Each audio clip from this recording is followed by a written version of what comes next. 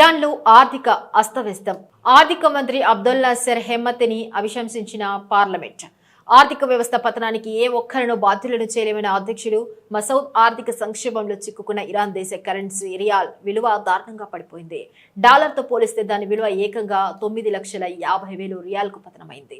ఇక 2015లో ఇది 32,000 రియాల్గా ఉండేది. ఇక కరెన్సీ విలువ ఊహించని రీతిలో పతనం కావడంతో దేశంలో గగ్గోలు మొదలైంది. దీంతో కరెన్సీ విలువ పతనానికి బాధ్యుడిని చేస్తూ దేశ ఆర్థిక మంత్రి అబ్దుల్లా సెర్ హెమ్మతిని పార్లమెంటు అభిశంసించింది.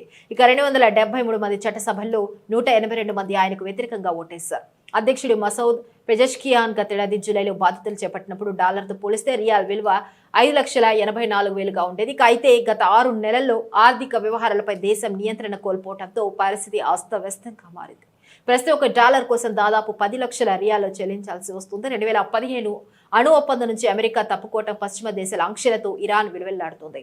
ప్రపంచంలో అతి తక్కువ విలువ ఉన్న కరెన్సీలో ఇరాన్ రియాల్ 3వ స్థానంలో ఉంది. కాగా నేటి ఆర్థిక పరిస్థితికి ఏ ఒక్క వ్యక్తిని నిందించడం సరికాదని, ఒక వ్యక్తిపై దానిని తోసివేయలేమంటూ ఆర్థిక మంత్రి అబ్దుల్లా సెర్ హెమ్మతిని అధ్యక్షుడు మసౌద్ వెనకేసుకొచ్చారు.